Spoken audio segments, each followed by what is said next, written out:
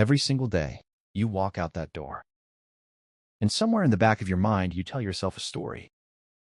They'll be fine. They'll nap. They'll find their spot on the couch.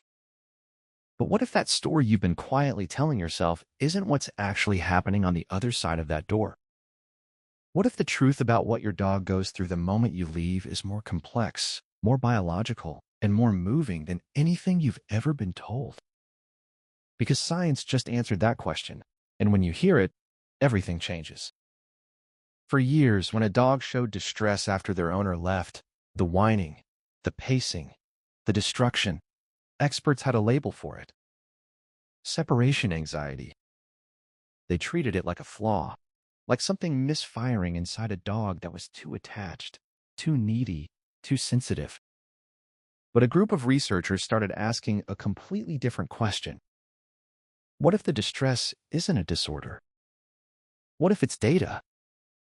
In 2019, a study published in Applied Animal Behavior Science tracked dogs left alone using cameras and biosensors that monitored their physical responses in real time.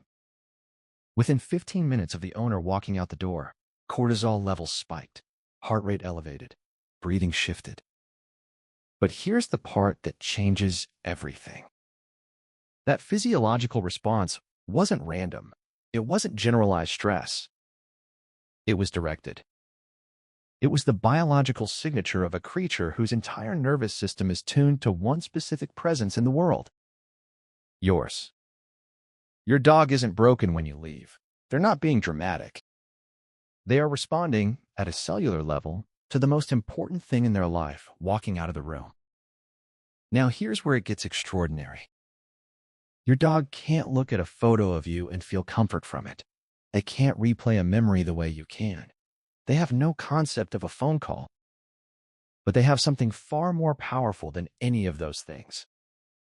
They have your scent. Researchers at Emory University used fMRI brain imaging to study what happens inside a dog's brain when they're exposed to different smells. A familiar human, a stranger, another dog, themselves.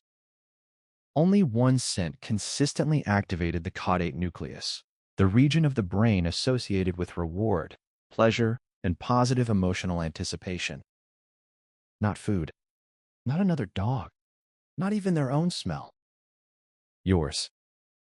When your dog curls up on your hoodie or presses their face into your pillow while you're gone, they aren't just seeking comfort in some vague, instinctive way. They are neurologically holding on to you. Your scent is doing what your presence normally does. It is keeping their brain anchored to you across the distance. That is what's happening on the other side of that door. If this is already shifting the way you see your dog, if something about this is landing differently than you expected, hit subscribe right now. PawLogic exists for dog lovers who want the real story, not assumptions, not guesswork, the actual science behind what your dog feels, needs, and experiences every single day. Subscribe and share this video with someone who loves their dog. They deserve to know this too. Now, here's the question every single dog owner has quietly wondered at least once. Does my dog actually know how long I've been gone? The answer is yes, but the way they experience time will stop you cold.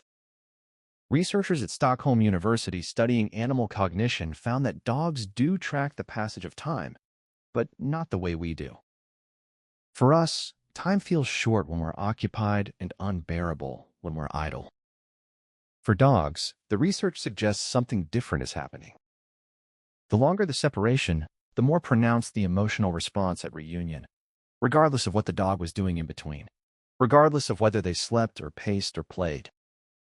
The duration doesn't register as boredom or patience. It registers as distance from you. Your dog isn't watching the clock, but their nervous system is keeping score.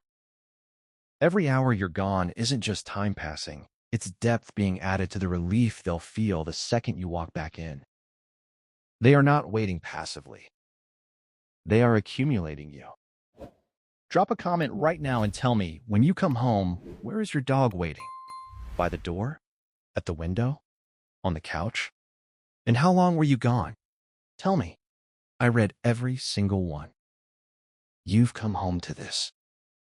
your dog, in the exact spot they were when you left, like time stood still in the whole house except for the light. People call it waiting. But what's happening inside your dog during those hours is far more active than that word suggests. Researchers at the Family Dog Project in Budapest, one of the most respected canine cognition labs in the world, found that dogs with consistent owners don't just wait passively. They prepare. Dogs whose owners had predictable routines began moving toward the door before any sensory signal, before a car sound, before footsteps, simply based on learned time patterns.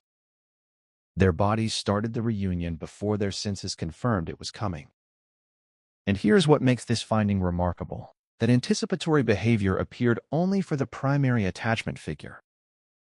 Not for dog sitters, not for familiar neighbors, not for anyone else in the dog's life. Only for the one person their entire emotional world is organized around. You walk through that door every day to a dog who has been mentally and physically rehearsing the moment you return. That isn't missing you in the quiet, passive way we imagined. That is something the word missing was never built to hold. Now let's talk about the moment you come home. Because what happens in that doorway isn't just emotional, it is biochemical. In 2015, a study published in the journal Science, a study that fundamentally reshaped how the world understands the human-dog bond, found something that made headlines across the globe. When dogs and their owners made eye contact after being reunited, both the dog and the human showed a significant rise in oxytocin. Oxytocin is the bonding hormone, the same chemical that surges between a mother and her newborn in the first moments after birth. The same chemical at the core of every deep human attachment we know of.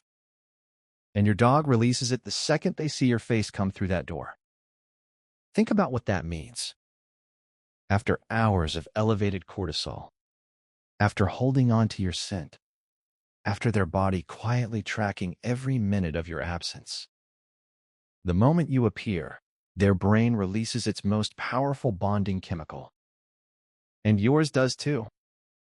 That moment you've lived 1,000 times, the rush to you, the tail, the weight of them against your legs, the way it just feels like something clicking back into place. That's not theater. That is two nervous systems, shaped across 15,000 years of shared evolution, completing a loop they were built to close. So does your dog miss you when you leave? Not in the way we imagined. Not in the way a person stares at their phone or counts the days. What they do is older than that, more instinctive, more permanent. Their stress hormones rise for you. Their reward center holds your scent like an anchor. Their body prepares for your return before their senses can confirm it's coming. They don't miss you the way humans miss each other. They miss you the way a living creature misses the one presence their entire biology was built, across thousands of years of evolution, to never be without. The next time you pick up your keys and watch those ears lift, you'll know exactly what that means. It was never just a dog by the door. It was love, speaking in the only language they were ever given. If this video changed something for you, if it made you see that moment of leaving and coming home differently, please subscribe to Pawlogic. We are here for every dog lover who wants to understand what their dog is truly experiencing, not what we've always assumed. Share this video with someone who has a dog and loves them. They need to see this. And before you go, tell me in the comments, after everything you just learned, what's the first thing you're going to do differently the next time you leave or come home to your dog?